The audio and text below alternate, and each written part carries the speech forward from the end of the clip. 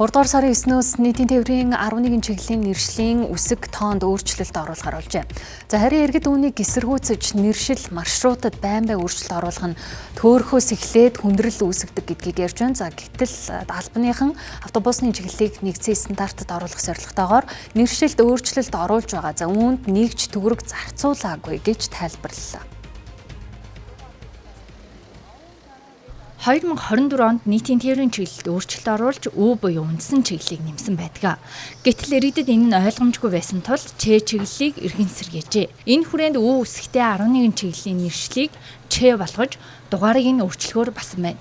Харин автобусны маршрут, цагийн хуваар, тээврийн хэрэгслийн тоонд өөрчлөлт орохгүй гэдгийг албаныхан мэдгдлээ. Дугаарлалтыг нэг стандартад оруулах, иргэдийг ойлгомжтой байлгах үүднээс Үгийн 11 чиглэлийг Ч болгон өөрчилж байгаа. За ингэхдээ болохоор хамгийн гол нь тухайн чиглэлийн маршрут, тээврийн хэрэгслийн тоо, цагийн хуваарт нь бол ямар нэгэн өөрчлөлт орохгүй. Иргэд өмнө нь үйлчлүүлдэг байсан яг тэр суудаг цагтаа суугаад суудаг маршрутын дагуу явах боломжтой. Манай нийтийн тээврийн автобуснууд бүгдээрээ электрон хаягтай болсон учраас зөвхөн электрон хаягн дээрээ код уншуулаад тухайн чиглэлийн дугаарлалт нь өөрчлөгдөж байна. Тэрнээс биш тухайн чиглэлийн цаг болон тээврийн хэрэгслийн тоонд өөрчлөлт орохгүй учраас мөнгөнд дүнд бол ямар ч өөрчлөлт байхгүй.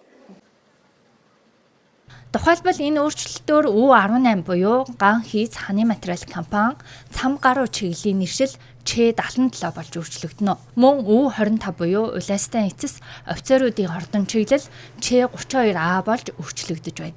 Харин иргэд үүнд дараах байр суурийг илэрхийллээ. Хэрэггүй юм шиг санагдаж байна. Мэдгүй би бол төөрөх бах уу. Тэгэл настай хүмүүс ч гэсэн тэгэл төөрөөл юу нэ хэцүү болох бах. Эхэндээ одоо тогтоогод эхэлж байгаа шүү дээ.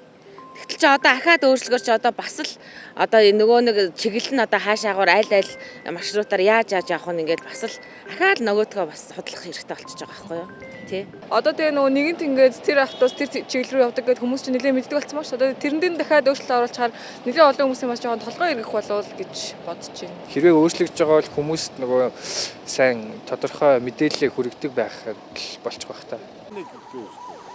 Иргэд автобусны чиглэлийн нэршил маршрутыг солихыг мөнгө угаах хэлбэр гэж үздэг.